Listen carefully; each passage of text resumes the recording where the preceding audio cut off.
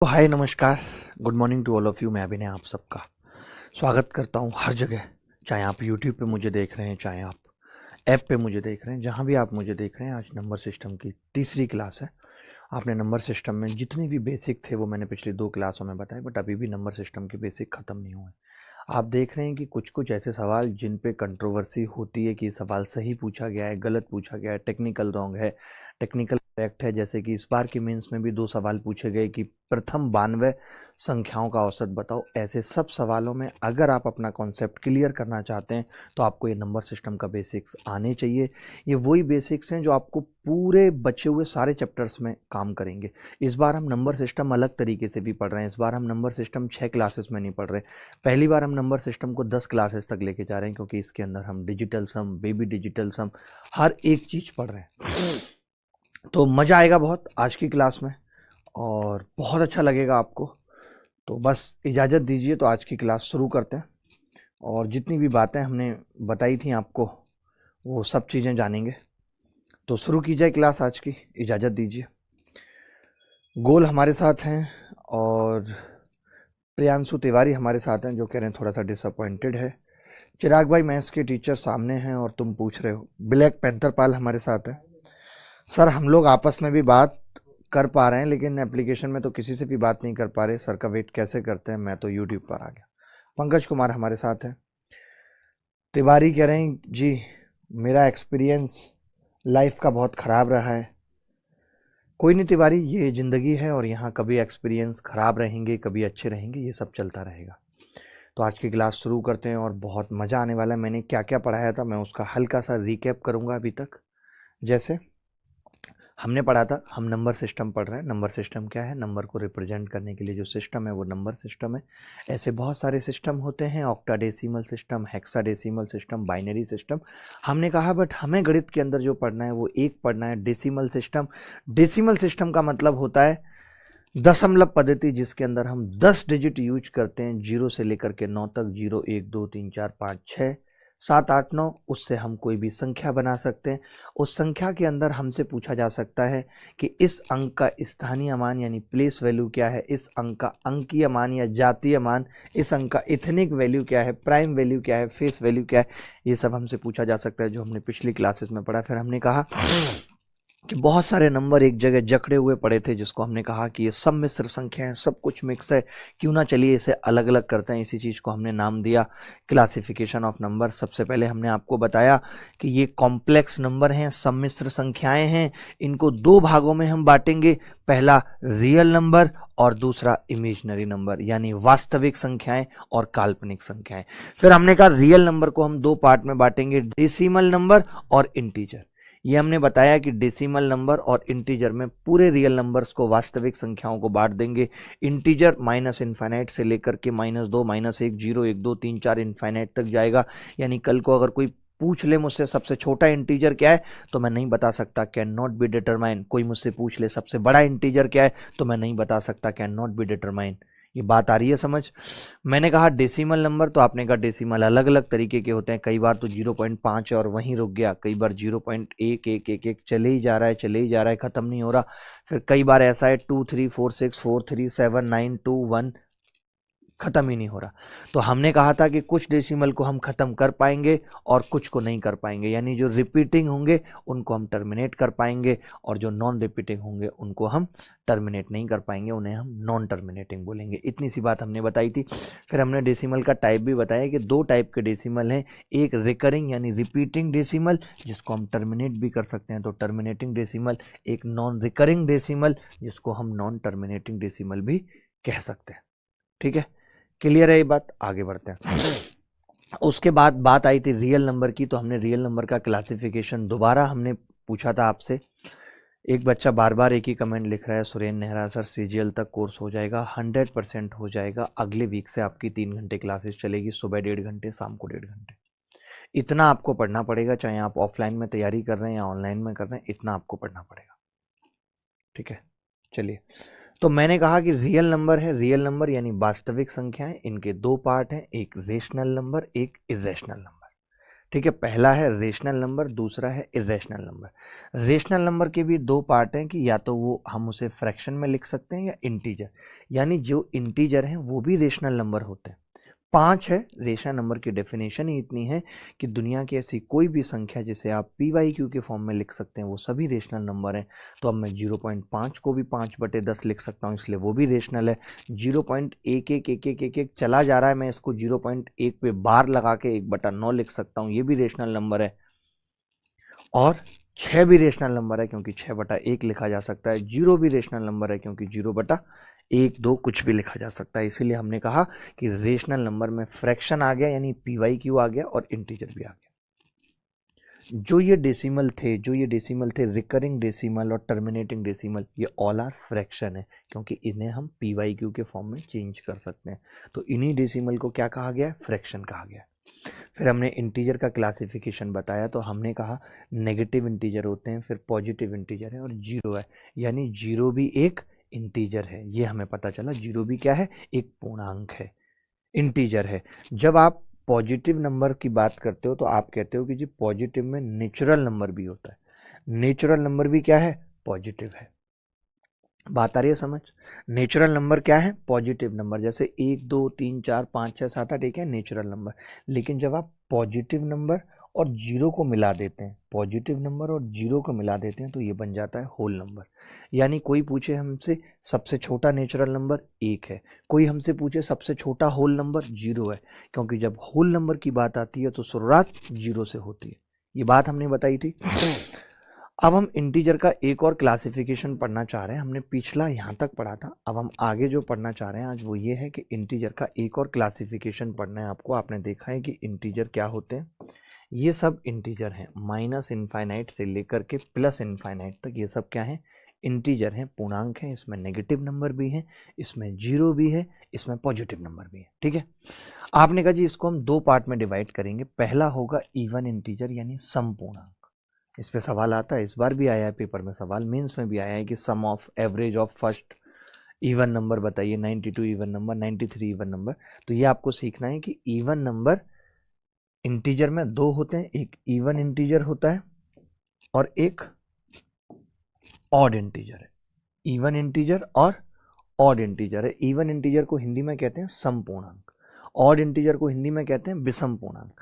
आपको एक बात समझनी है मित्र कि इवन नंबर की डेफिनेशन बस इतनी सी है कि कोई भी दुनिया की ऐसी संख्या जो 2 से कट जाती है, कोई भी दुनिया की ऐसी संख्या जो 2 से कट जाती है, वो सब क्या है?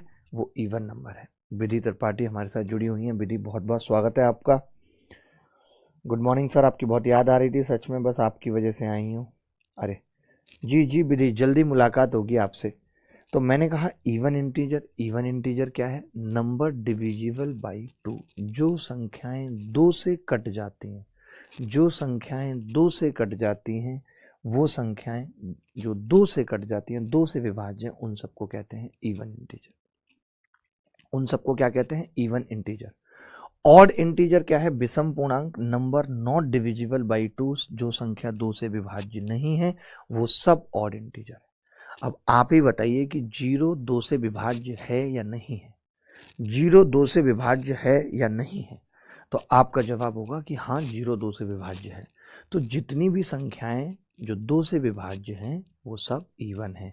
अब आपके दिमाग में आएगा कि सर 0 तो 3 से भी विभाज्य है, तो ऑड क्यों नहीं है? तो पहली बात तो ये कि ऑड नंबर की डेफिनेशन ये है ही नहीं कि जो संख्या 3 से कट गई वो ऑड है। क्या ऐसा डेफिनेशन हमने बताया ऑड का? नहीं। और 3 से तो 6 भी कटता है। क्या इवन नंबर 3 से नहीं कटते? कटते हैं। 12 भी कटता है 3 से, 12 इवन नंबर है। तो ऑड नंबर की जो डेफिनेशन है वो ये नहीं है कि जो संख्या 3 से कट गई वो ऑड है, नहीं। जो 2 से नहीं कटी वो ऑड है। दुनिया की जितनी भी संख्याएं जो 2 से नहीं कटेंगी वो ऑड हैं, और जो 2 से कट गई वो इवन है। इसीलिए 0 किस में आता है? इवन में आता है। 0 एक इवन इंटीजर है, नीचे लिखा हुआ है, आपको दिख नहीं रहा होगा। 0 इज एन इवन इंटीजर, शून्य एक सम पूर्णांक है। 0 क्या है? एक सम पूर्णांक है। सर जी योगेश लिख रहे हैं, एक टीचर ने नंबर सिस्टम 30+ क्लासेस में पढ़ाया, अब 10 में पढ़ा रहे हो। 10 में मैं तब पढ़ा रहा हूँ जब मैं नंबर सिस्टम के अंदर ही आपको सिंप्लीफिकेशन का आइडिया, नंबर सिस्टम के अंदर ही मैं एपीजीपी का आइडिया, नंबर सिस्टम के अंदर ही मैं डिजिटल सम पढ़ा दूंगा। अदरवाइज नंबर सिस्टम में 6 क्लास मैक्सिमम काफ़ी हैं जो एसएससी पूछती है, चाहे वो एमटीएस हो, चाहे सीएचएसएल, चाहे आप आरआरबी एनटीपीसी की तैयारी कर रहे हो, रेलवे की तैयारी कर रहे हो, उतना काफ़ी है। फालतू का पढ़ के अपने दिमाग का स्पेस भरने की कतई ज़रूरत नहीं है, अदरवाइज आप सिलेक्शन नहीं ले पाएंगे, आप दूसरे सब्जेक्ट्स पे फोकस ही नहीं कर पाएंगे। ये अब आपको भी और हम सबको भी छोड़ना पड़ेगा कि मैथ्स का टीचर किसी भी बच्चे के सिलेक्शन की क्रेडिबिलिटी नहीं ले सकता या सिलेक्शन की क्रेडिट नहीं ले सकता। बेसिकली कैसे ले सकता है आप सोचिए, गणित का वेटेज इंग्लिश से भी कम है तो लेना बहुत ही नाइंसाफी और बेईमानी होगी। आगे बढ़ते हैं। आरपी एसएससीएन हमारे साथ जुड़े हुए हैं। आरपी बहुत बहुत स्वागत है आपका। आरपी का मुझे ये अंदाज बहुत अच्छा लगता है, भगवान ऐसे आरपी और क्रिएट करे। चलिए ये बात समझ आ गई इवन इंटीजर की। अच्छा, इवन इंटीजर की कुछ प्रॉपर्टी और समझिए, ये बड़ी इंपॉर्टेंट है। जैसे जब आप इवन में इवन जोड़ेंगे तो आपको क्या मिलेगा? इवन मिलेगा। जब आप इवन में इवन जोड़ेंगे तो आपको इवन मिलेगा, जब आप ऑड में ऑड जोड़ेंगे तो भी आपको इवन मिलेगा। ये पता होना चाहिए, ठीक है। अब अगर आप इवन में ऑड जोड़ेंगे, तो ऑड मिलेगा, इवन की इवन से गुणा करेंगे तो इवन मिलेगा। ये सब बेसिक ही बातें हैं जो शायद आपको पता भी होंगी। जब आप इवन की ऑड से गुणा करेंगे तो इवन मिलेगा, ऑड की ऑड से करेंगे तो ऑड मिलेगा। ये बेसिक प्रॉपर्टी है इवन और ऑड की जो आपको मालूम होनी चाहिए कि दो इवन संख्याओं का जोड़ इवन होता है, दो ऑड संख्याओं का जोड़ भी इवन होता है। एक इवन और एक ऑड संख्या का जोड़ है वो ऑड होगा। इवन की इवन से गुणा करेंगे तो इवन आएगा, ऑड की ऑड से करेंगे तो ऑड आएगा, लेकिन अगर इवन की ऑड से करेंगे तो इवन आएगा। बोलो, कहीं कोई डाउट है तो बता दो, कहीं कोई डाउट है तो बता दो। बाकी जो भी आपके ग्रुप्स हैं उनमें इस क्लास को शेयर भी कर दो, अच्छा लगेगा, बाकी लोग भी ये सब चीज़ें सीखेंगे, हमें भी मज़ा आएगा।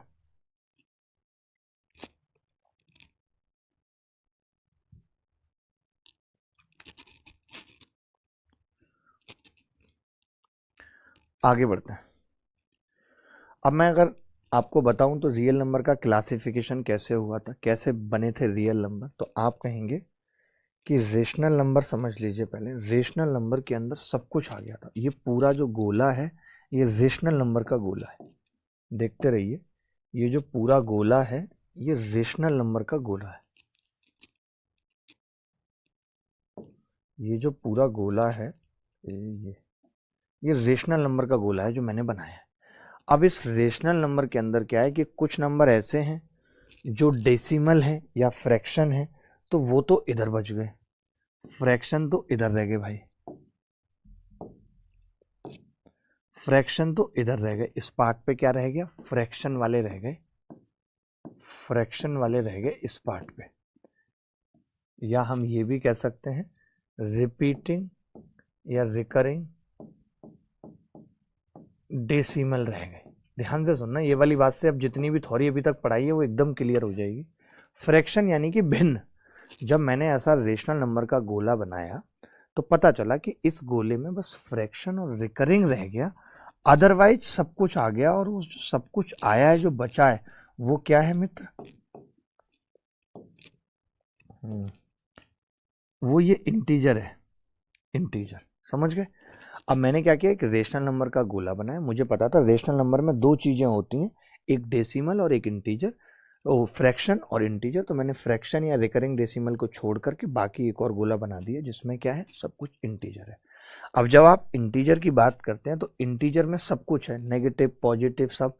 तो मैंने क्या किया, नेगेटिव को यहाँ छोड़ दिया मित्र, मैंने यहाँ नेगेटिव को छोड़ दिया। सुनना ध्यान से, मैंने यहाँ नेगेटिव को छोड़ दिया नेगेटिव को इंटीजर में। तो आपने कहा नेगेटिव के बाद जो बचा वो सब कुछ 0 1 2 3 4 बच गया, तो मैंने उसका होल नंबर नाम दे दिया। समझ रहे?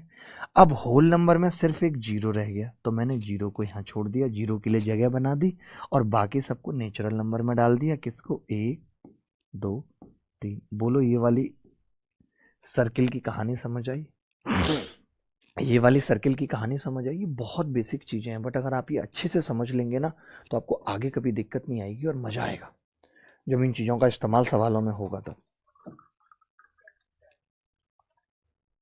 सर लाइफ में शून्य का मतलब क्या होता है? शून्य यही होता है जब कोई आपके जीवन में आया और चला गया तब आपको ऐसा लगता है कि लाइफ आपकी शून्य हो गई है।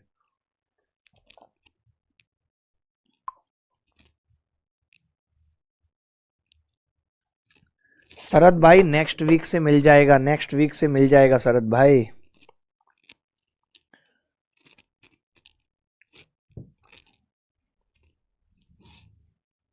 क्लियर है या नहीं मुझे बता दो। तो आपने कहा जी क्लियर है। मैंने क्या बताया? मैंने कहा ये पूरा बॉक्स है, ठीक है, ये रेशनल नंबर है और रेशनल नंबर के अंदर ये फ्रैक्शन है और ये रिकरिंग डेसिमल है, ये रिकरिंग डेसिमल है। ये अलग हटा दिया तो उसके बाद जो बच गया वो सब इंटीजर बच गया। इंटीजर में नेगेटिव पॉजिटिव सब कुछ है, तो आपने कहा इंटीजर में ये नेगेटिव है तो हमने नेगेटिव को क्या किया, अलग कर दिया और बाकी सबको एक साथ लिख दिया। अब ये होल नंबर है, होल नंबर में जीरो को हमने अलग किया और 1 2 3 इनफाइनाइट तक कर दिया और ये नेचुरल नंबर है, ठीक है। अब आप कहेंगे कि ये सब जो बन के तैयार हुआ ये पूरा एक गोला, अगर मैं इसको कहूँ तो मैंने ये रेशनल नंबर का बना दिया, पूरा एक गोला बना दिया। अगर मैं इस रेशनल नंबर में इरेशनल नंबर और जोड़ दूं, जिसको मैं ये भी कह सकता हूँ नॉन रिकरिंग डेसिमल, भी इसी में आता है, नॉन रिकरिंग डेसिमल, अगर मैं इसको जोड़ दूं तो क्या बन जाता है? तो आप कहेंगे रियल नंबर बन जाता है भाई। क्या बन जाता है? रियल नंबर, ठीक है। तो बस ये गोला था जो समझने के लिए ज़रूरी था ताकि अब हम सवाल कर पाए। यहाँ तक कोई डाउट है या कोई बात नहीं समझ आई तो आप पूछ सकते हो, कह सकते हो। बोलो भाई। कान खोलो सर जी, एसएससी जेई रिजल्ट आज, बिल्कुल आज इस पे कान खुल जाएंगे। जो हम आज एक वीडियो डाल रहे हैं उसमें हम इसका भी जिक्र करेंगे, ठीक है। लिख लीजिए, नोट कर लीजिए पूरी बात, हुआ क्या एग्जैक्टली।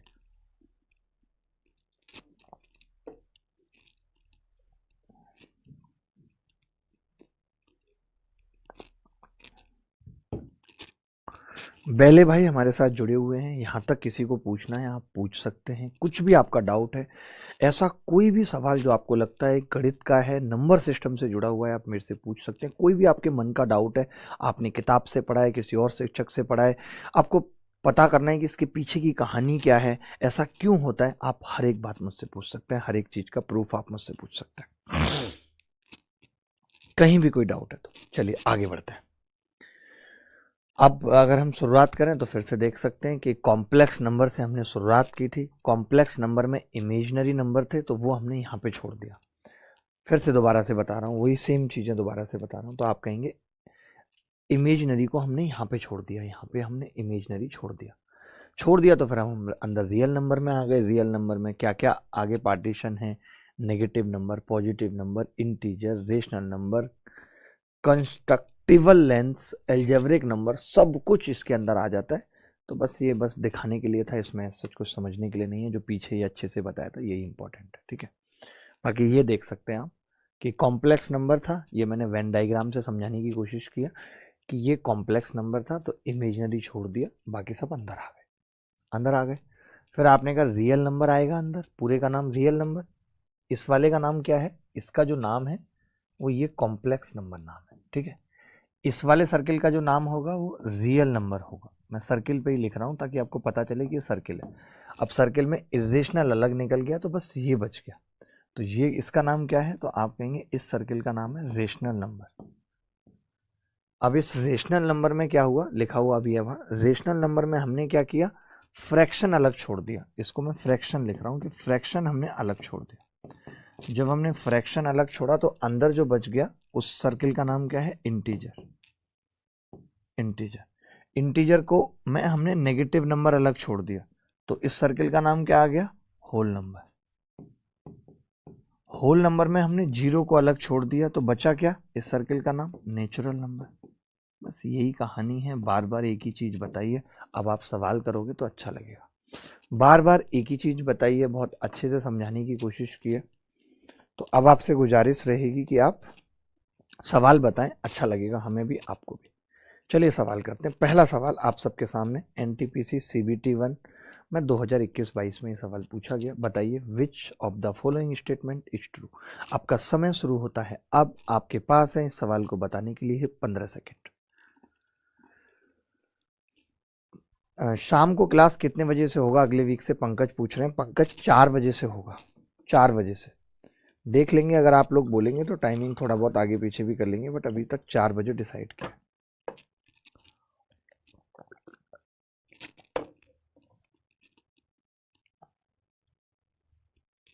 जी विधि।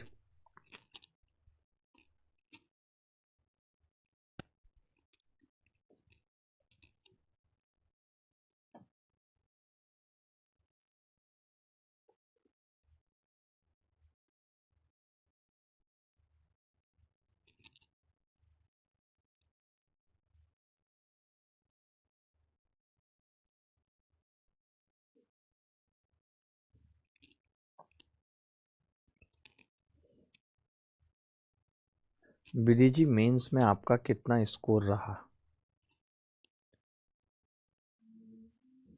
अरे पंकज भाई, बड़ी समस्या है आपको।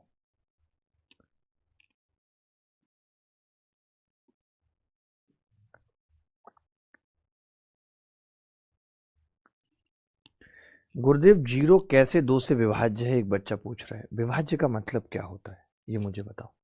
जैसे मैं ये कह रहा हूं, अगर मैं 15 को 5 से भाग कर रहा हूं तो क्या मिलेगा, आपसे पूछना चाहता हूं। आप बोलेंगे 3 मिलेगा। आपको मालूम है 3 क्यों मिल रहा है? क्योंकि 15 एक ऐसी संख्या है जिसको हम जिससे भाग कर रहे हैं, अगर उसको 3 से गुणा कर देंगे तो हमें 15 मिल जाएगा। समझ रहे हैं? यानी जब आप 18 को 9 से भाग करते हैं तो क्या आता है, तो आप कहेंगे एक ऐसी संख्या ढूंढने चला जाता हूं जिसको 9 से गुणा करूं तो 18 आ जाए, और वो संख्या है 2। 2 ही उत्तर आ जाता है। अब जब आप 0 को 2 से भाग कर रहे हैं तो अब आपको एक ऐसी संख्या ढूंढने चला जाना है जिसको आप 2 से गुणा करें और 0 आ जाए, तो आप कहेंगे 0। यानी 0 को 2 से भाग करने पे 0 आ जाता है, कट जाता है पूरा का पूरा। समझ गए? ये भाग करने का मेथड है। अब आप देखिए, निम्नलिखित में से कौन सा कथन सत्य है। बहुत ध्यान से सुनना है, निम्नलिखित में से कौन सा कथन सत्य है। तो सवाल ये था, ये मिटा देता हूं, बड़े ध्यान से समझना है। Every complex number can be expressed in the form of real number. नहीं, ऐसा नहीं हो सकता। प्रत्येक सम्मिश्र संख्या को वास्तविक संख्या के रूप में व्यक्त किया जा सकता है, ऐसा नहीं है, क्योंकि सम्मिश्र संख्या तो रियल और इमेजिनरी दोनों का ही कॉम्बिनेशन है। तो हम ये कहते हैं कि हर संख्या को मैं रियल में कर पाऊंगा? नहीं, रियल नंबर भी कॉम्प्लेक्स नंबर है, इमेजिनरी नंबर भी कॉम्प्लेक्स नंबर है, लेकिन हर कॉम्प्लेक्स नंबर को हम ये कहें कि हम रियल में व्यक्त कर देंगे तो नहीं, ऐसा संभव नहीं है। प्रत्येक को नहीं कर सकते।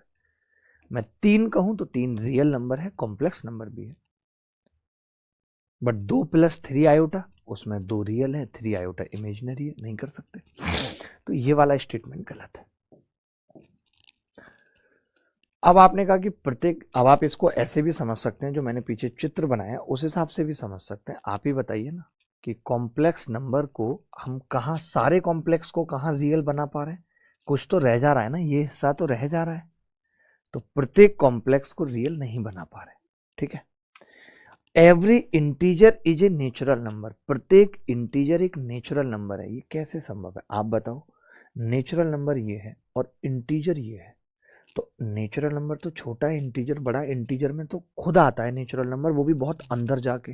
तो आप ये कैसे कह सकते हैं कि हर नेचुरल नंबर, क्या लिखा था? Every integer is a natural number. आप बताइए, क्या प्रत्येक इंटीजर है नेचुरल नंबर? नहीं।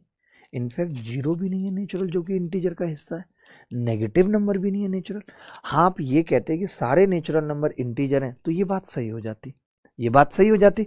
बट आप कह रहे हैं एवरी इंटीजर। आप एग्जांपल से समझ सकते हैं कि इंटीजर तो 0 भी है, -2 भी है, लेकिन ये नेचुरल नंबर नहीं है, इसलिए ये स्टेटमेंट भी गलत है।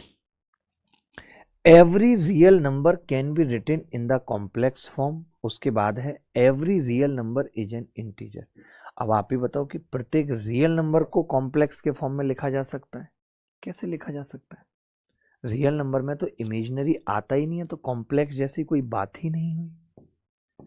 अगला है, अब वैसे भी आपको ऐसे सवालों में मोस्ट एप्रोप्रिएट आंसर देना होता है।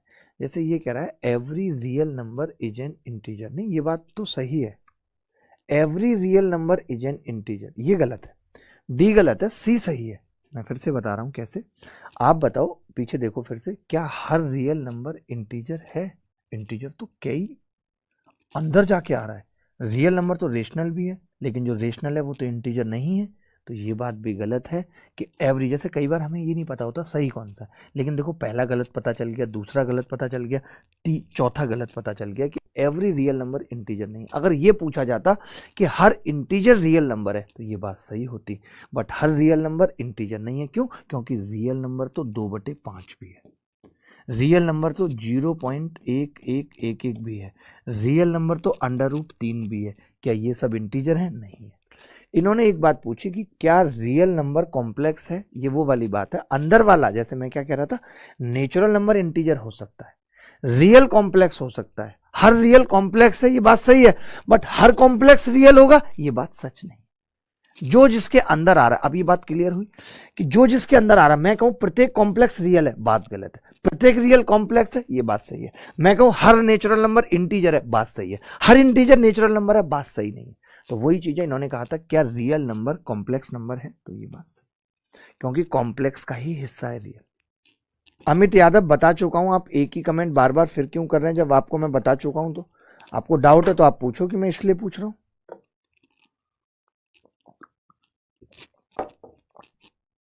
आगे बढ़ते हैं, ये सवाल बताइए, अच्छा सवाल है, ये सवाल बताइए।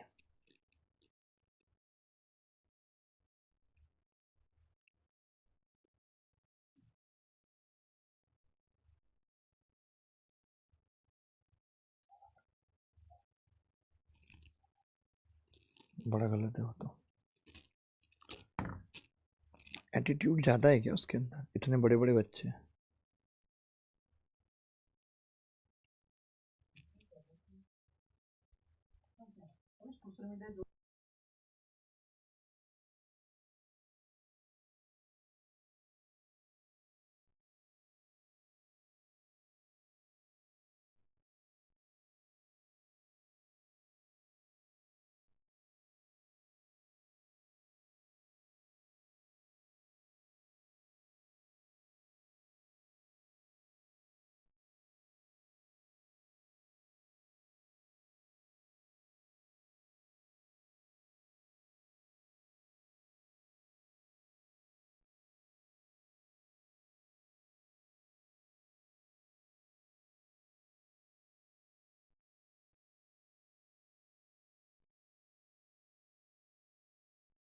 बढ़ते हैं,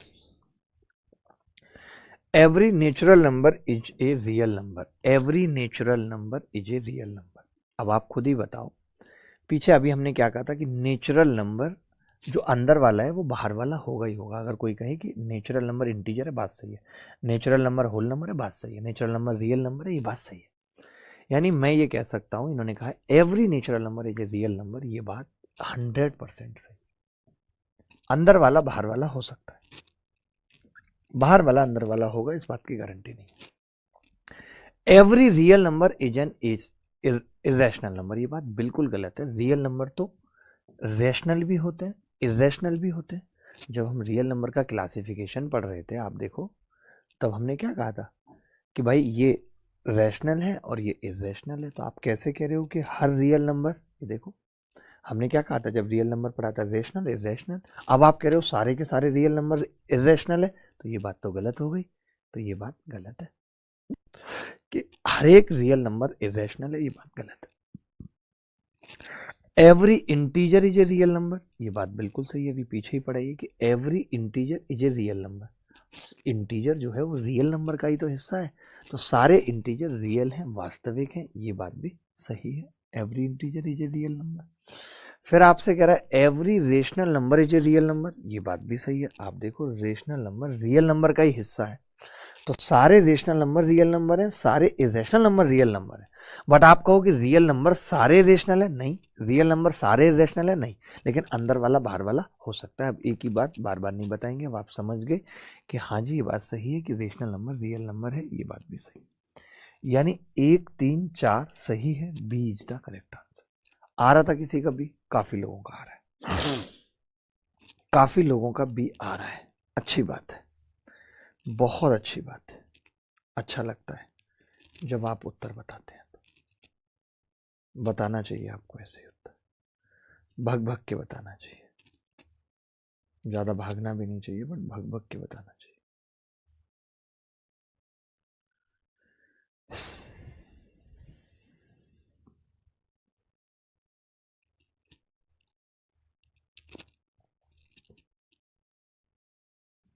बोलो बोलो, तो आप कहेंगे अच्छा है सर।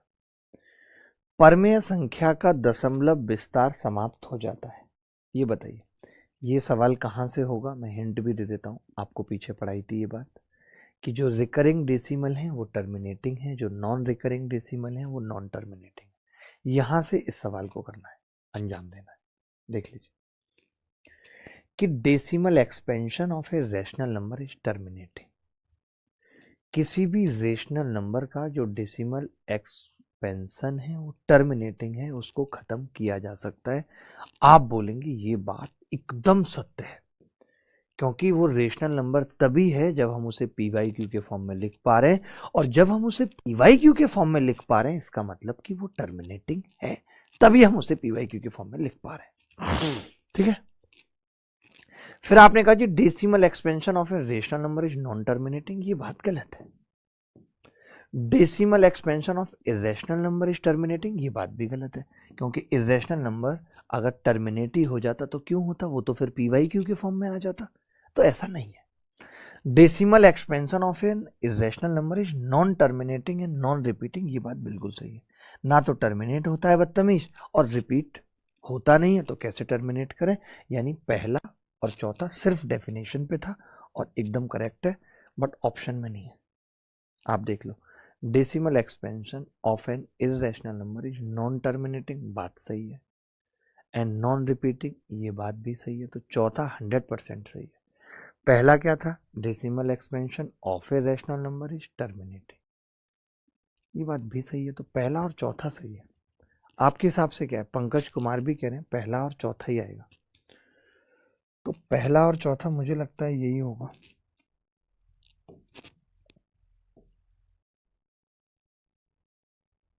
लो जी, बन गया ऑप्शन, हम तो तुरंत तैयार कर देते हैं, पहला और चौथा। सर प्लीज बैच दिलवा दीजिए, पैसा नहीं है उसमें। मैट्रिक कितने हैं आप बताइए।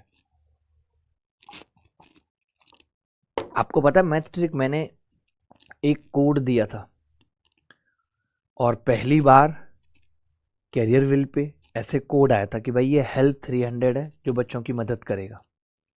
तो मुझे ऐसा लगता है कि आपको शायद पता नहीं होगा, अगर आप वो हेल्प 300 कोड लगाएंगे तो ये बैच आपको पूरी मदद देगा, आपके सिलेक्शन में पूरी भागीदारी निभाएगा। हर शिक्षक बहुत शिद्दत से और बहुत ईमानदारी से और बहुत बेहतरीन पढ़ाएगा।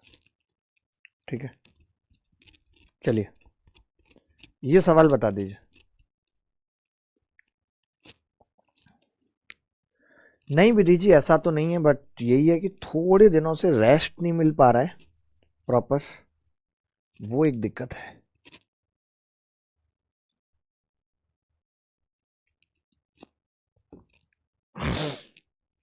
देखिए, for which value of n n+1 n+30 is always even. n के किसी मान के लिए n+1 n+30 हमेशा सम होता है। n के किसी मान के लिए n+1 n+30 हमेशा सम होता है, ये बताना है। ठीक है, natural number, even number, odd number और not.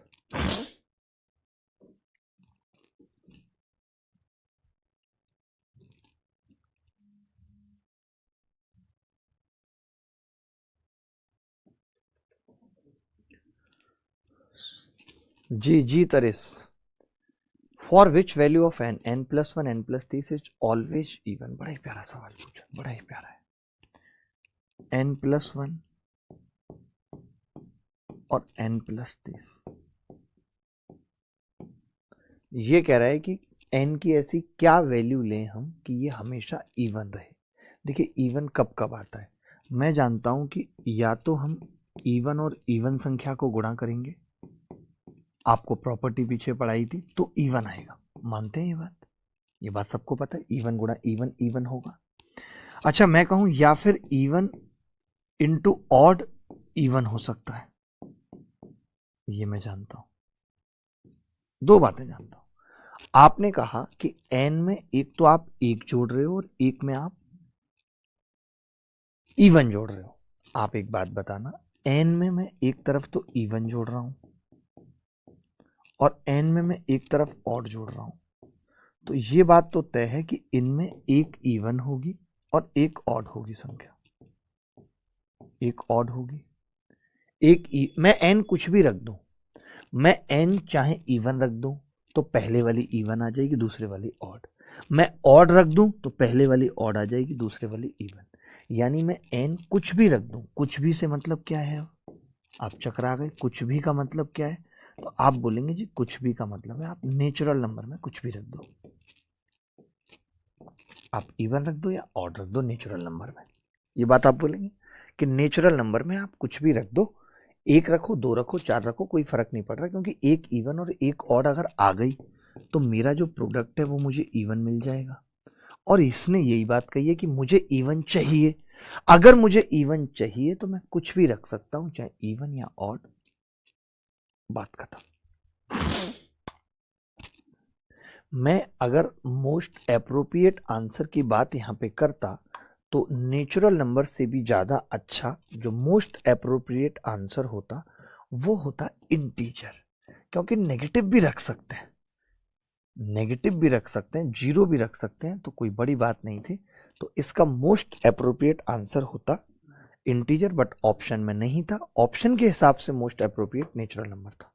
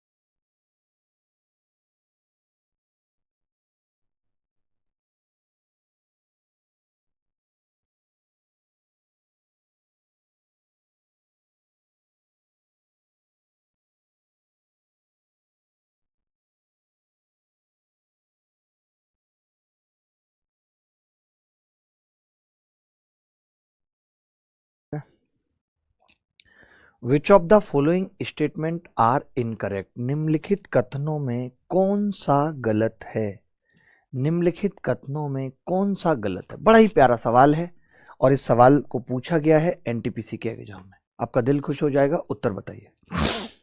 Sir most appropriate not भी हो सकता है क्या? नहीं भाई, नॉट से पहले तो एक आंसर मिल रहा है ना, पहले वाला आंसर तो करेक्ट है ना भाई। आप ये देखो ना, सवाल में बोला क्या था, for which value of n, तो नेचुरल नंबर मिल रहा था।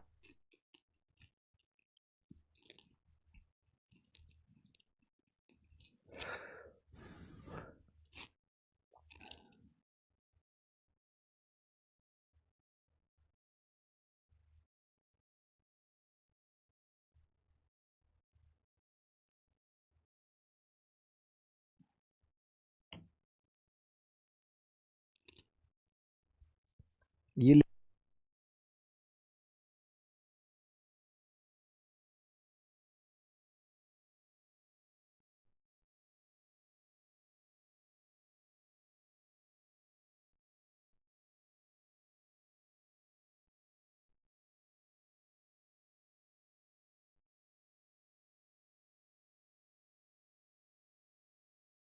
निम्नलिखित कथनों में कौन सा गलत है? There is no largest natural number. अगर मैंने आपको जब अभी नेचुरल नंबर पढ़ाया था तब ये बात बोली थी, क्या सबसे बड़ा नेचुरल नंबर क्या है, सबसे बड़ा नेचुरल नंबर क्या है? तो आपने कहा नेचुरल नंबर सबसे बड़ा नहीं बता सकते। हाँ, कोई पूछे सबसे छोटा नेचुरल नंबर क्या है, तो एक सबसे छोटा नेचुरल नंबर है। मैं पूछूं सबसे बड़ा इंटीजर, नहीं पता। मैं पूछूं सबसे छोटा इंटीजर, भी नहीं पता। मैं पूछूं सबसे छोटा होल नंबर, आप कह सकते हैं 0। मैं पूछूं सबसे बड़ा होल नंबर, आप कह सकते हैं नहीं पता। तो हमने कहा there is no largest natural number, जैसी कोई चीज नहीं है, ये कथन सत्य है, बट हमें तो गलत बताना है। 1 is the smallest natural number, ये बात बिल्कुल सही है। नेचुरल नंबर की शुरुआत ही 1 से होती है, प्रकृति से हमें यही नंबर मिले, बाकी 0 की खोज तो आर्यभट्ट ने की है। तो 1 जो है सबसे छोटा नेचुरल नंबर है, ये बात भी सत्य है। दोनों बातें सत्य हैं, ये उत्तर नहीं हो सकते क्योंकि हमसे गलत पूछा है। अब all natural number including 0 are called integers, ये बात कैसे सही हो सकती है? All natural numbers including 0। आप बताओ, अगर मैं नेचुरल नंबर्स के साथ समझना 0 और शामिल कर लेता हूं, 0 को इंक्लूड कर लेता हूं, तो क्या बनता है? तो आप बोलेंगे तब तो होल नंबर बनता है मास्टर साहब। लेकिन इन्होंने क्या लिख रखा है? इंटीजर। इंटीजर में तो नेगेटिव भी आते हैं, यहां तो आपने नेगेटिव की चर्चा कहीं नहीं की, यानी ये गलत है। ये इस सवाल का सही उत्तर है। अब हमें सोचने की भी जरूरत नहीं। C is the correct answer. There is no largest whole number, ये बात सही है। अब हमें आगे जाना ही नहीं है। जब हमें श्योर पता चल गया, हमें श्योर शॉट ये पता चल गया कि सी गलत है, तो फिर अब हमें डी को देखने की जरूरत नहीं है दोस्त।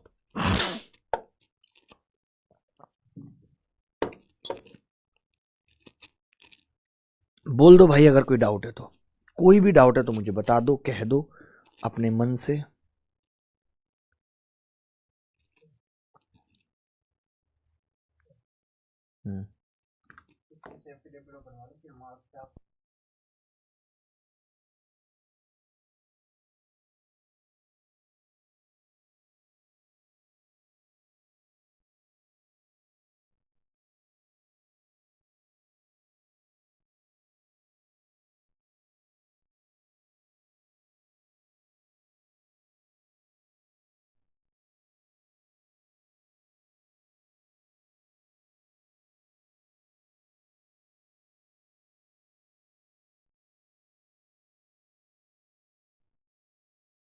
कहा भी था कि नंबर भेज दो, मैं कॉल कर लूंगा।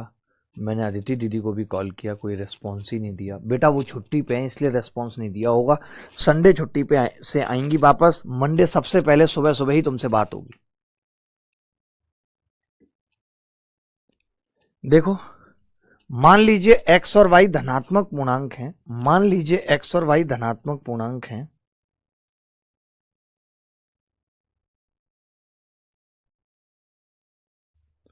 मान लीजिए x और y धनात्मक पूर्णांक हैं, जैसे कि x अभाज्य है और y भाज्य। लेकिन अभी तक हमने अभाज्य और भाज्य पढ़ा नहीं है, अभी आगे पढ़ेंगे, तो ये वाला सवाल रहने देते हैं। ये देखो, ये कह रहा है x is a natural number, then root x क्या होगा? x एक नेचुरल नंबर है। नेचुरल नंबर आप सबको पता है भाई, x 1 भी हो सकता है तब 1 आ जाएगा, x 2 भी हो सकता है तब कुछ आएगा ही नहीं, 1.41 चलता रहेगा।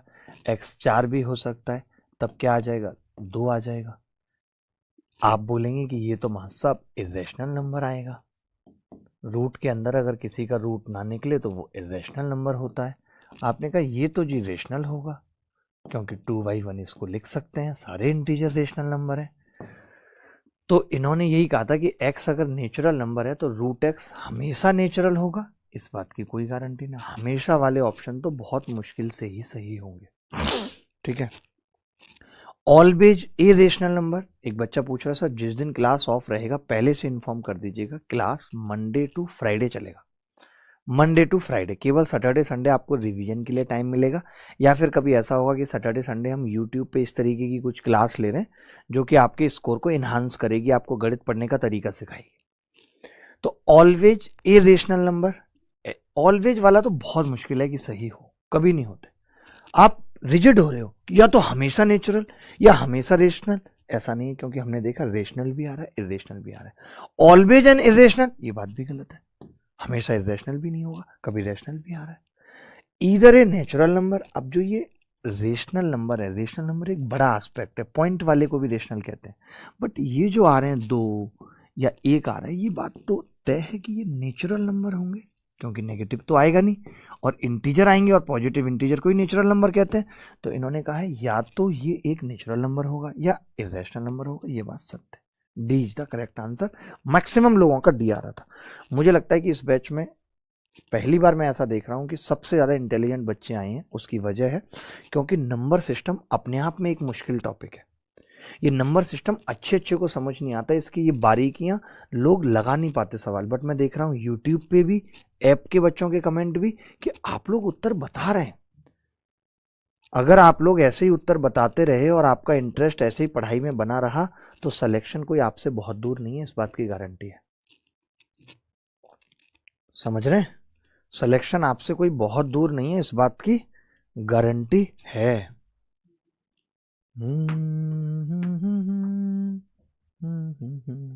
सर कितनी क्लासेस में हो जाएगा मैथ्स पूरा सर? मुझे लगता है कि अगर हम महीने में 20 क्लासेस ले रहे हैं और 5-5.5 महीने चलाएं, बहुत कम में ही हो जाएगा, क्योंकि अब डबल क्लासेस चलेंगी तो एक महीने में 40 क्लासेस हो जाएंगी। 160 क्लासेस में 4-4.5 महीने में, 5 महीने में मैक्स टू मैक्स। चिंता मत करा करिए आप। सर आप सबसे कम में बेस्ट बताते हो। थैंक यू भाई, थैंक यू भाई, ये टैग देने के लिए धन्यवाद। चलिए, ये एक बड़ा अलग सा सवाल है। ये अभी जब हम परफेक्ट स्क्वायर पढ़ेंगे तब करेंगे इसको। अभी आप इवन ऑड वाले सवाल देखिए। पहले मैं बेस बनाऊंगा, एक ऐसा सवाल पूछूंगा इवन ऑड पे, फिर एक ऐसा पूछूंगा, फिर आपके सामने एक ऐसा सवाल लाऊंगा, ये इसी साल पेपर में आया है, और फिर आपके सामने पटक दूंगा यूपीएससी सीसेट का 2024 का सवाल। तो ये 5-6 सवाल हमें इवन और ऑड नंबर पे करने हैं। जरा देख के बताइए क्या उत्तर होगा फटाफट से।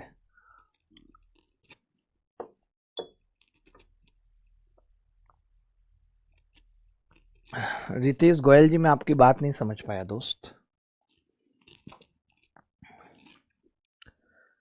ला ला ला ला ला ला ला ला ला ला ला ला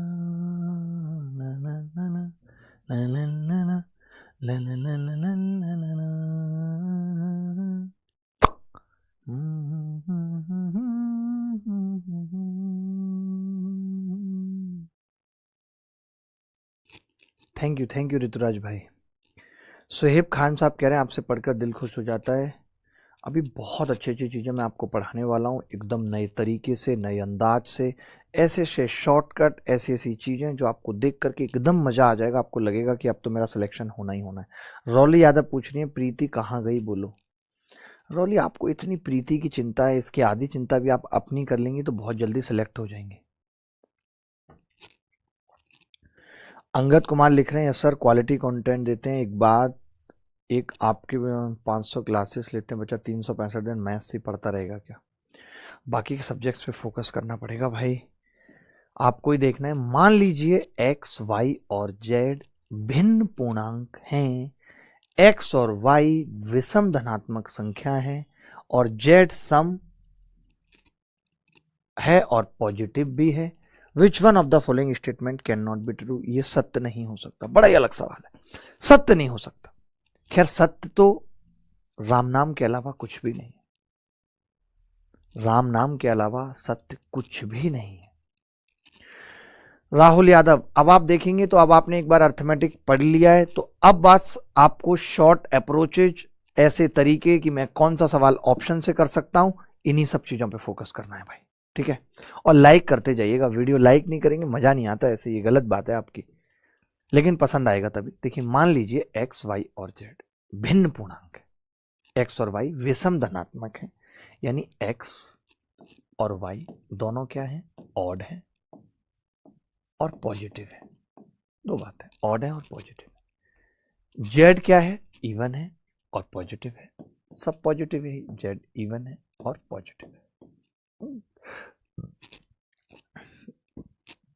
y ऑड है। अब x माइनस जेड, देखिए x माइनस जेड, आप मुझे बताइए क्या होगा? x माइनस जेड, यानी आप क्या कर रहे हैं? एक ऑड में से इवन घटा रहे हैं, तो ऑड ही मिलेगा, ऑड मिलेगा। नेगेटिव भी मिलेगा तो स्क्वायर होने के साथ साथ क्या हो जाएगा? पॉजिटिव, पॉजिटिव हो जाएगा। आपने कहा कि अगर मैं इसकी y से गुणा कर रहा हूं, एक तो ये ऑड मिलेगा मुझे, ध्यान से सुनना, एक तो मुझे ये ऑड मिलेगा, स्क्वायर करूंगा तो भी ऑड ही रहेगा। अगर मैं पूछूं कि x माइनस जेड का स्क्वायर क्या होगा, तो अभी तक ये गारंटी नहीं थी कि वो पॉजिटिव होगा, लेकिन अब गारंटी हो गई कि वो ऑड और पॉजिटिव होगा। आप कह रहे हैं जेड इवन है, जेड इवन है, लेकिन y तो ऑड है। अगर आप इस ऑड की ऑड से गुणा करेंगे तो प्रोडक्ट क्या आएगा, ऑड ही आएगा। तो आपको नहीं लगता कि पहले वाला गलत है और यही उत्तर है, क्योंकि x माइनस जेड का स्क्वायर y के साथ इवन कभी नहीं बन सकता। A is the correct answer. D कैसे बता रहे हैं भाई, कैन नॉट बी ट्रू, जो सही नहीं हो सकता। x माइनस जेड ऑड होगा, ऑड होगा या नहीं होगा ये बता दीजिए। आपने कहा कि हाँ जी ऑड होगा, x माइनस जेड करूंगा तो वो ऑड आएगा, उसका स्क्वायर करूंगा पॉजिटिव हो जाएगा। y एक ऑड नंबर है, ऑड की ऑड से गुणा कभी इवन नहीं आ सकती। ए इज द करेक्ट आंसर। आप डी कैसे बता रहे हैं, हो सकता है डी भी सही हो। फिर x माइनस वाई का स्क्वायर, x माइनस वाई मैं आपको बता दूं वो इवन हो जाएगा, और इवन से गुणा होगी तो इवन ही आएगा, सही है ये तो। x minus z into y ये ऑड आएगा, y की गुणा हो रही ऑड आएगा, ये सब ऑड। पहले ए ही सही आ गया तो बाकी को चेक करने की जरूरत भी नहीं है। उज्जवल शर्मा सर कूपन कोड कब तक अवेलेबल रहेगा, पता नहीं, बंद कर देंगे आज। अब और क्या है, अब बोल दिया, 3-4 दिनों से बोल रहे हैं लगातार, तो बंद कर देंगे।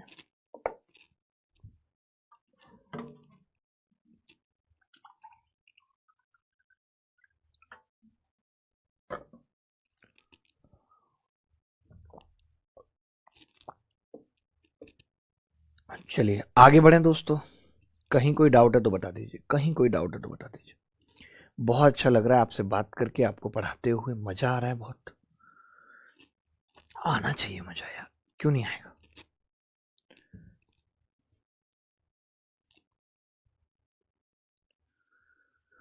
ला ला ला ला ला ला ला। ये देखिए, ये भी प्यारा सवाल है।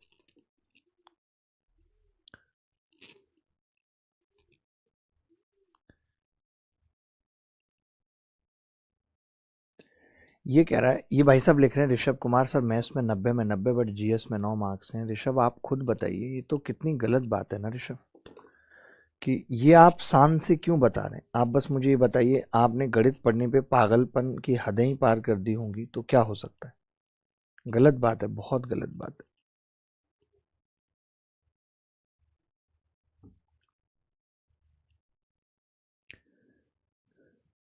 आयुष मिश्रा कह रहे हैं सर कोड है क्या, कोड है help 300, help 300।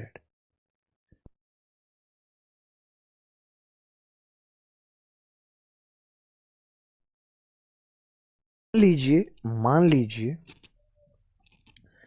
P Q are भिन्न धनात्मक पूर्णांक है, कुछ नहीं दिया हुआ है इनके बारे में, बस ये धनात्मक पूर्णांक है, डिस्ट्रिक्ट पॉजिटिव इंटीजर है। दैट आर ऑड, सबके सब ऑड हैं, पी क्यू आर तीनों ही। Which of the following statement can not be always true, ये सत्य नहीं हो सकता। देखिए सारे ऑड हैं तो आप इनकी मल्टीप्लाई करें, स्क्वायर करके करें तो वो ऑड होगा, ये बात सत्य है, ये बात सत्य है। p प्लस क्यू का स्क्वायर जब आप करेंगे, दो ऑड संख्याओं को जोड़ेंगे तो वो इवन बन जाएगा, और even into odd even he रहेगा, ये बात भी सत्य है, सत्य। फिर आपने कहा कि जी मैं p में से q घटा रहा हूं, ऑड में से ऑड घटाऊंगा, क्या बचेगा, इवन बचेगा या नहीं बचेगा, इवन बचेगा। इवन में ऑड जोड़ूंगा फिर वो ऑड हो जाएगा, तो ये ऑड आएगा।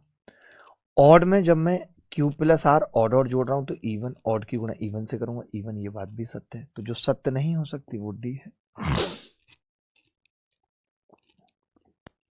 फिर सोचने की जरूरत नहीं है। देखिए जब मुझे ये पता चल गया कि ये तीनों इवन ऑड की प्रॉपर्टी से एकदम ट्रू हैं, सत्य हैं, तो फिर चौथा मैं बिना देखे आंसर लगा दूंगा कि ये उत्तर होगा। सर सीडीएस हो जाएगा बेटा, ये सब सवाल सीजीएल में तो बहुत पहले पूछे जाते थे, ये सब सवाल सीडीएस में ही पूछे गए। आप चेक कर सकते हो सीडीएस के सवाल, तब आपको पता चलेगा हाँ हाँ नंबर सिस्टम में सीडीएस में ऐसे सवाल ही पूछे गए। तो ये सवाल पढ़ाई इसलिए जा रहे हैं ताकि बाकी बच्चों का दिमाग खुल सके, और जो लोग सीडीएस की तैयारी कर रहे हैं उनको इनसे मदद मिल सके। अगला सवाल, अगला सवाल बहुत जल्दी फटाफट उत्तर बताना है।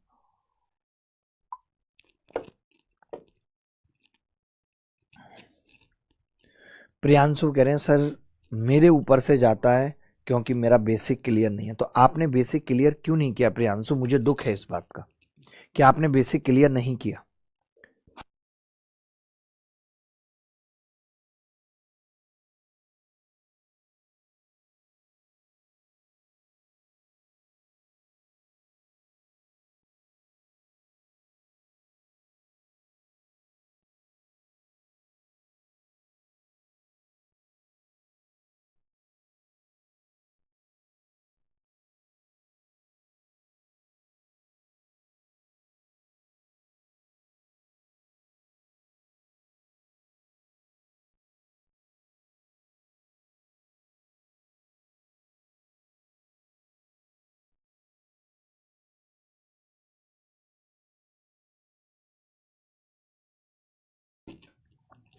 राधे कृष्णा कह रहे हैं तुसी मैनू पसंद हो सर।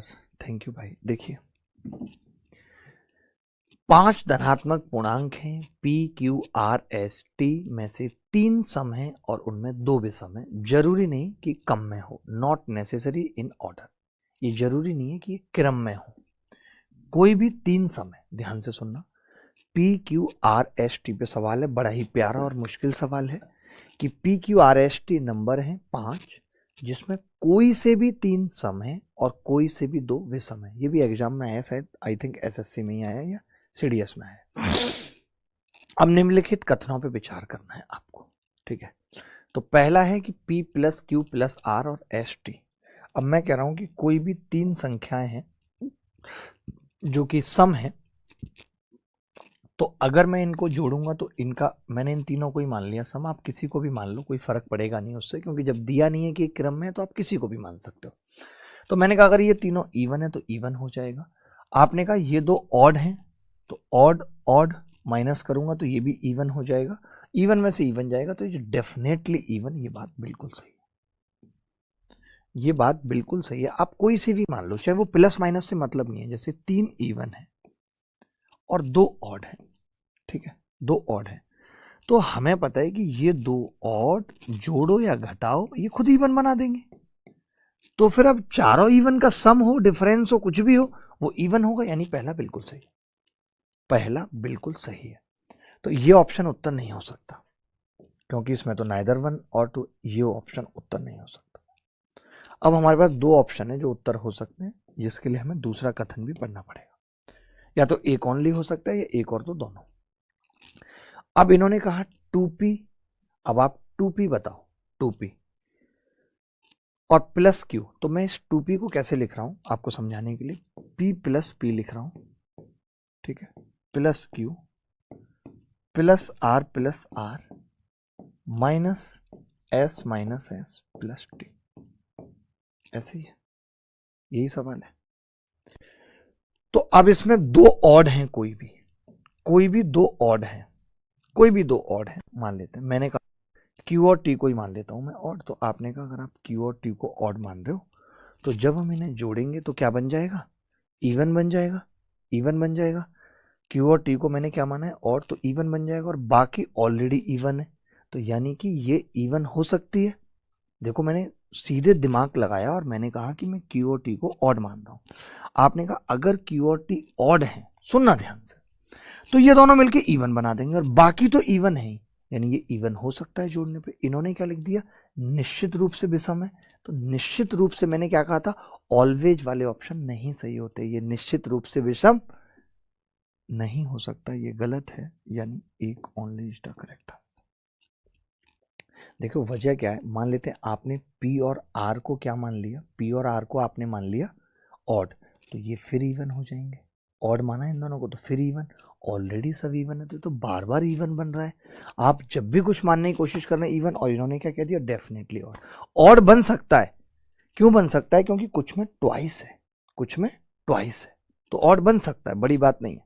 कैसे बन सकता है, अगर आपने Q को ऑड माना, केवल Q को ऑड माना, ठीक है, और R को ऑड माना, लेकिन 2 से गुणा होकर ये इवन, ये इवन, ये इवन, ये इवन, अब ये ऑड बन गया, लेकिन डेफिनेटली ऑड होगा इस बात की गारंटी नहीं। तो एक only is the correct answer. बोलो भाई प्रियांशु, प्रियांशु हमारे साथ जुड़े हुए हैं।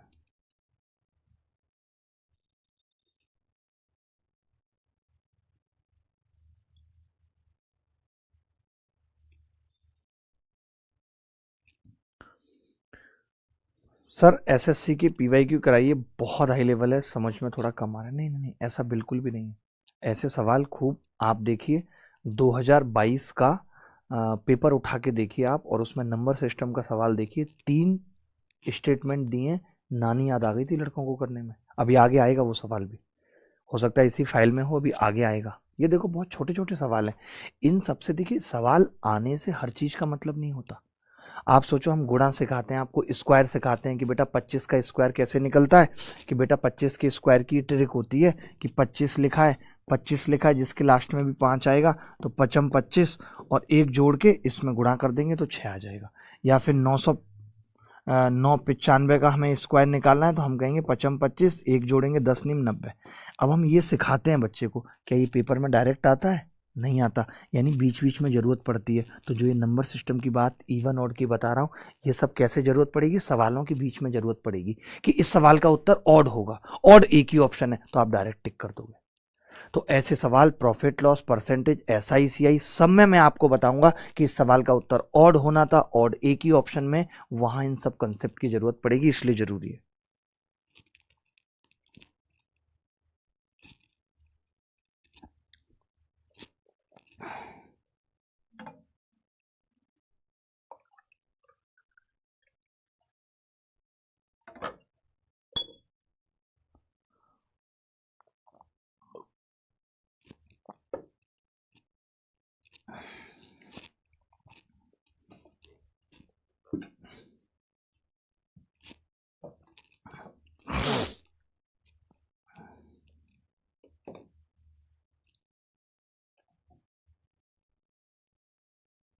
कि किस लेवल का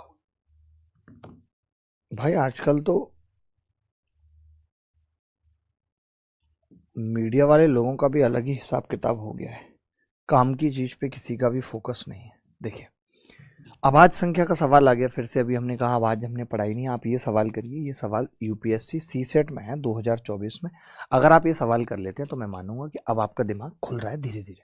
वही दिमाग लगाना जो अभी मैंने बताया, कुछ नहीं करना। बहुत छोटा सा सवाल है, मुश्किल से 12-13 सेकंड का सवाल है। आप लेकिन 30 सेकंड ले लो इसको करने में।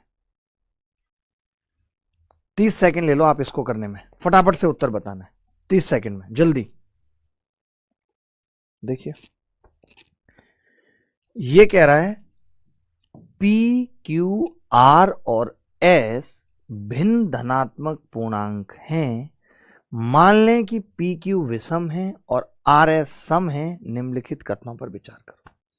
ये दिया हुआ है, भी पीछे भी मैंने ऐसा सवाल कराया आपको। ये कह रहा है कि पी क्यू आर एस तो क्या है? 4 भिन्न धनात्मक पूर्णांक हैं जिसमें पी और क्यू ऑड है। पी और क्यू ऑड है। इवन क्या है? आर और एस इवन है। आर और एस इवन है। तो बताइए अब आपकी P माइनस आर का square Q S is even. तो आपको एक बात तो पता होगी, आपको एक बात पता होगी, एक बात आपको पता होगी कि कोई भी संख्या अंदर ब्रैकेट में इवन है या ऑड है, कुछ भी है, लेकिन अगर आपने इसे इवन से गुणा कर दिया तो वो हमेशा इवन होगा। ये बात तो तय है। मैं इतना ही फोकस करूंगा, इससे ज्यादा नहीं। तो मैंने कहा एस मेरा इवन है, और अगर आप एस की गुणा कर रहे हो तो ये इवन होगा। ये बात सत्य है। कई लोग इस सवाल में क्या करते हैं आपको बताता हूँ, वो ना पी क्यू आर एस की वैल्यू मानना चालू कर देते हैं। पी क्यू आर एस की वैल्यू ले लेंगे 1 2 3 4, जैसे बोला हुआ है कि पी क्यू ऑड है तो 1 3 ले लेंगे। फिर आर एस इवन है तो उसका 2 4 ले लेंगे। फिर इस सवाल को सॉल्व करेंगे। वो बेवकूफ़ी है। मेरा फोकस इस पे है ही नहीं। मेरा फोकस इस पे है कि अगर एस मल्टीप्लाई में आया है तो वो इवन बनेगा, क्योंकि एक इवन संख्या से कैसी भी संख्या को गुणा कर दो वो इवन ही आता है। बोलो भाई, आपने कहा बिल्कुल बात सही है। सेकेंड स्टेटमेंट में क्या है? सेकेंड स्टेटमेंट ये है कि Q माइनस एस है और Q स्क्वायर है, फिर S से गुणा हो रही है, यानी ये इवन है। ये बात भी सही है। सेकेंड स्टेटमेंट भी सही है। 2 ही स्टेटमेंट है, नहीं 3 स्टेटमेंट है। अब एक बात बताइए कि Q प्लस आर जब आप करेंगे, Q प्लस आर यानी ऑड और इवन को जोड़ेंगे तो ये ऑड आएगा, और ऑड का स्क्वायर भी ऑड आएगा। जब आप P प्लस S को जोड़ेंगे तो भी ऑड आएगा, और ऑड को जब आप ऑड से मल्टीप्लाई करते हैं तो वो भी विषम आता है, यानी ये बात भी सही है।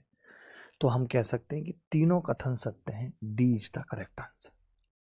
कहीं कोई डायरेक्ट किसी भी चीज में अगर प्रॉब्लम है तो आप पूछ सकते हैं।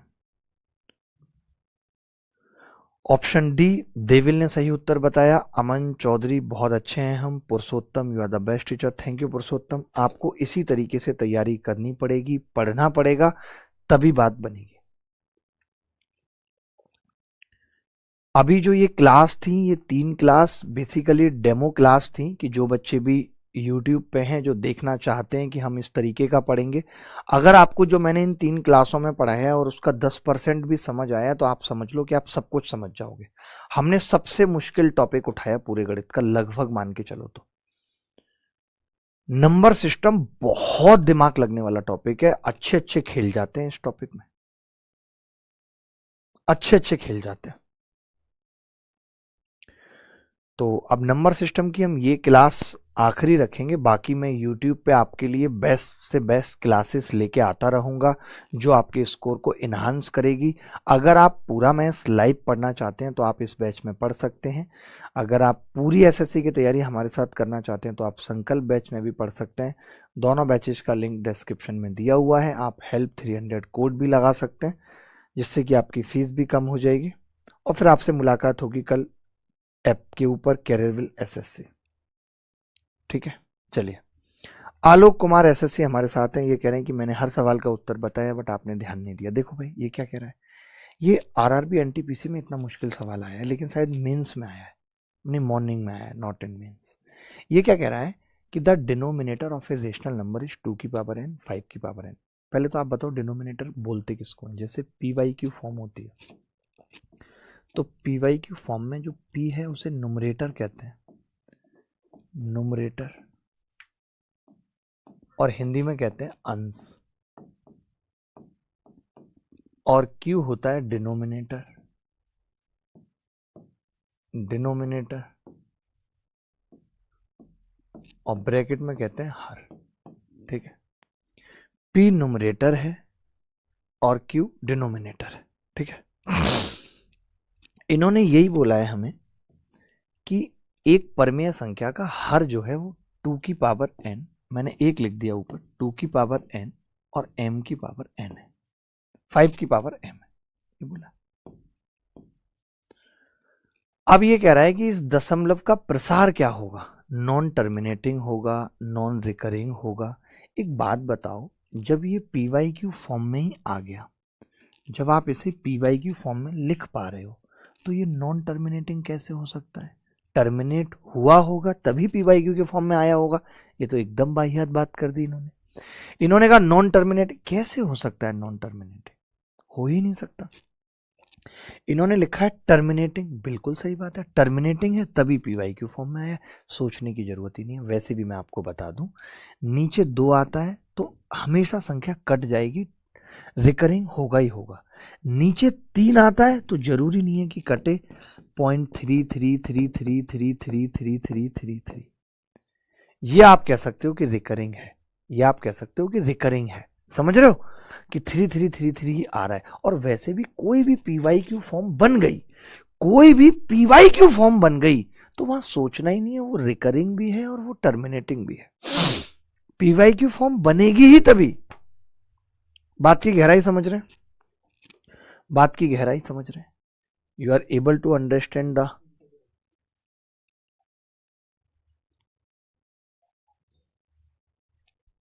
बोला क्या?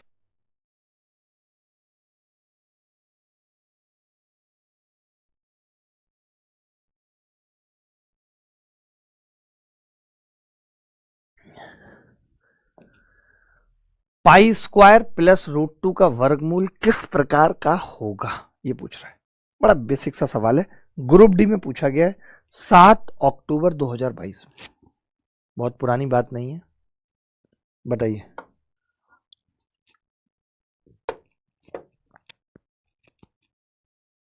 जल्दी बताइए, कह दीजिए ना।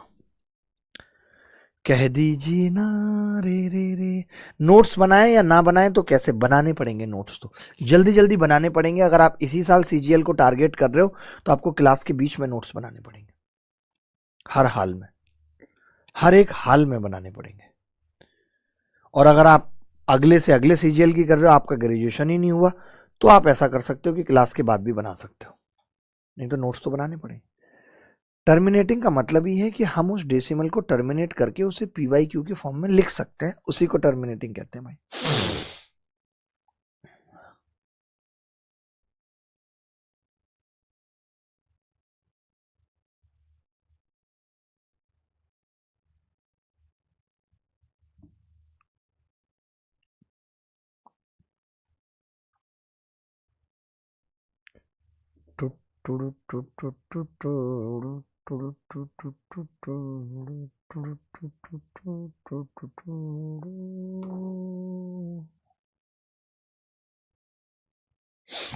देखिए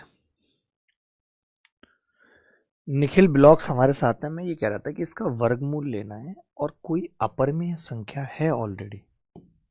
मैं तो कह रहा हूं पाई स्क्वायर का ही लेना होता, सिंपल पाई स्क्वायर का, तो भी पाई आता। क्योंकि आप अगर इरेशनल नंबर है, कोई भी इरेशनल नंबर है, तो आप स्क्वायर करके कहो मुझे कि यार मैं एक इरेशनल नंबर का स्क्वायर कर रहा हूं। अगर आप मुझे कहो कि एक इरेशनल नंबर का स्क्वायर कर रहा हूं, फॉर एग्जांपल √2 है, तब मैं एक बार को कह सकता हूं कि वो मे बी रेशनल हो सकती है, जरूरी नहीं कि हो, क्योंकि √3 का स्क्वायर किया तो रेशनल आ गया, बट क्यूब √3 का किया स्क्वायर तो नहीं आया रेशनल। तब तो मैं कह भी सकता था, बट आप तो मुझसे अंडर रूट कह रहे हो, तो अंडर रूट तो जब भी किसी भी इरेशनल नंबर का निकलेगा, बल्कि रेशनल का भी अंडर रूट तो इरेशनल हो जाता है, तो रेशनल का अंडर रूट तो रेशनल कैसे हो सकता है, इरेशनल ही होगा। मैंने कहा किसी भी रेशनल नंबर का, जैसे 2 का अंडर रूट इरेशनल है, यानी रेशनल का अंडर रूट इरेशनल हो सकता है। और जहां आप इरेशनल का ही अंडर रूट निकाल रहे हो तो वो तो इरेशनल ही होगा, रेशनल कैसे हो सकता है। प्रियांशु कह रहे हैं सर मुझे बाकी के सब चैप्टर समझ आ जाते हैं बट नंबर सिस्टम नहीं आ रहा। देखिए अभी तो नंबर सिस्टम में मैंने कुछ नहीं पढ़ा है, आज तीसरी क्लास है, आप सोचिए तीसरी क्लास है और मैंने कुछ नहीं पढ़ाया, सिर्फ बेसिक्स पे बात की है, सिर्फ बेसिक्स पे बात की कि आप नंबर समझो, नंबर क्या होते हैं नहीं होते, ये सब छोटी छोटी सी बातें की है मैंने। ये सवाल हम पीछे कर चुके हैं, काट देता हूँ। ये वाला नहीं किया है शायद, ये वाला करके बताओ। नहीं किया, और ये सवाल आरआरबी एनटीपीसी में आया है।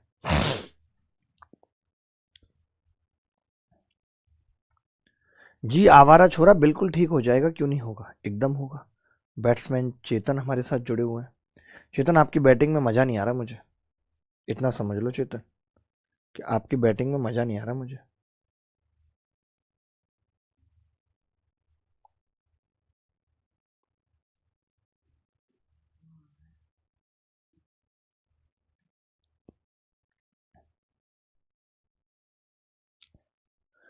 Every whole number is a natural number, every whole number is a natural number, every whole number is a natural number. ये बात बताइए सही है या नहीं।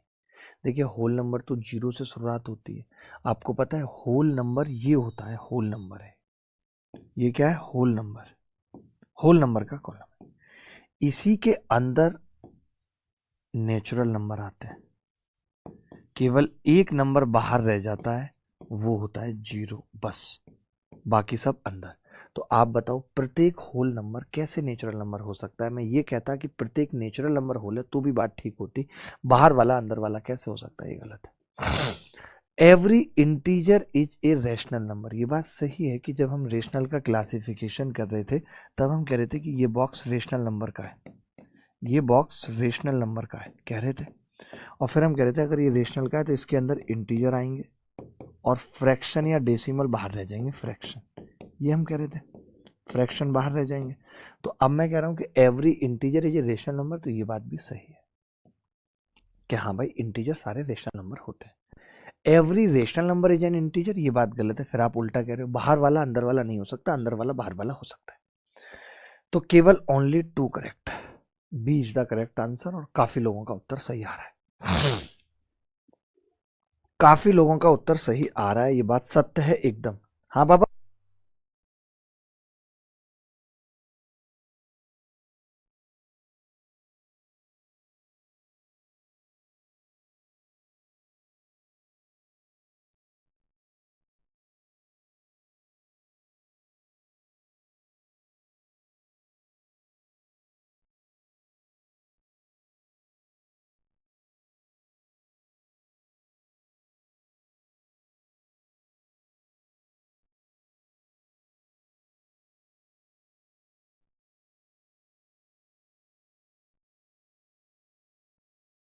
सर बैटिंग में मजा आएगा सर, करनी पड़ेगी बैट्समैन चेतन, बैटिंग तो करनी पड़ेगी, बिना इसके मजा नहीं है।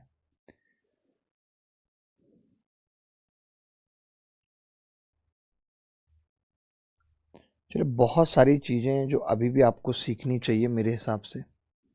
और एक ये वाला सवाल कर लो, छोटा सा सवाल है, फिर इसके बाद आपकी इंग्लिश की भी क्लास होगी 11:30 से। A non-zero rational number is the negative of a non-zero rational number is the negative of a गैर शून्य परमेय संख्या का ऋणात्मक क्या होगा ये बताना है। एक गैर शून्य संख्या का ऋणात्मक क्या होगा ये बताना है। बताइए। A non zero rational number is the negative of, negative क्या होगा उसका।